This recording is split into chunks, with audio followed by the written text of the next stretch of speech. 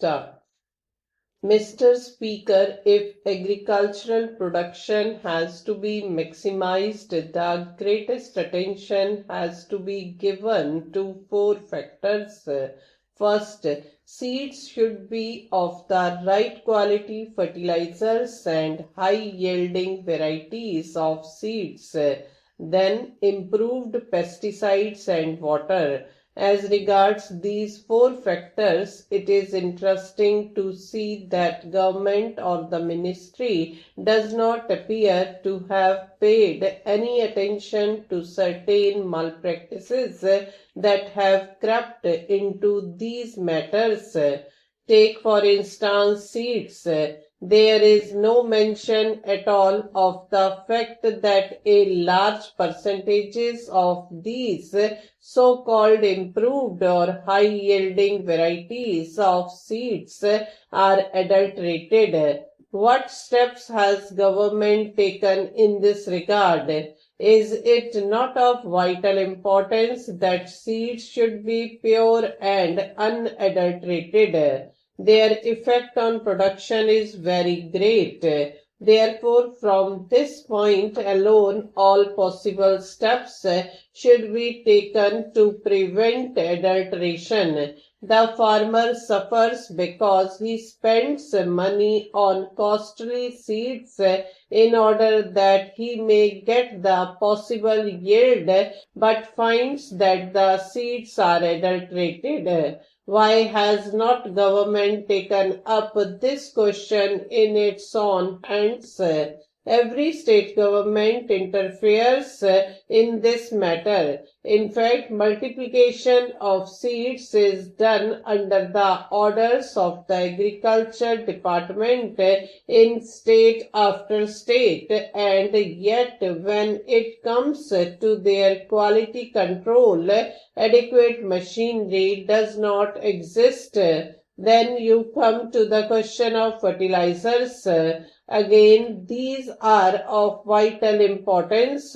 What has happened? At one single stroke, government has doubled the prices of fertilizers and expects farmers to procure them in the required quantities, knowing fully well also that government fixes the prices of what they produce at a level which makes it impossible for the farmers to pay these high prices for fertilizers. The previous speaker referred to the Agricultural Prices Commission. The Commission has fixed the price, say, of wheat at a certain level without taking into account the cost of production of the farmer. Yesterday, a member of the advisory committee to the Agricultural Prices Commission stated that he has sent his resignation because what use it was to remain in the committee if no importance was ever attached to the advice tendered on such a basic matter as cost of production. If cost of production is not taken into account, I would like to state here that it is difficult to see on what basis the Agricultural Prices Commission fixed the prices. Several agricultural universities have carried out surveys and the results of these surveys are available. Punjab University carried out a survey and other research students have also and have pointed out what the cost of production would be. For instance, in regard to wheat, they have arrived at the finding that the cost of production would be in the region of rupees 320, yet the procurement of prices is fixed at rupees 305. What is the justification for this in the face of the fact that the price of fertilizer, an important input, has been doubled? The prices have increased considerably and many types of pesticides that are in the market today are adulterated. What steps have the government taken to ensure that the pesticides that in the market for sale to the farmers are of the right quality and are not adulterated ones? Is there any machinery in regard to drugs? At least in name, there is a drug controller in every state to see that the drugs sold are not adulterated. In regard to pesticides, have not you set up any machinery to ensure that the pesticides are not adulterated? Last but not the least important factor for maximization of agricultural production is water. They say they have programs for increasing irrigation facilities.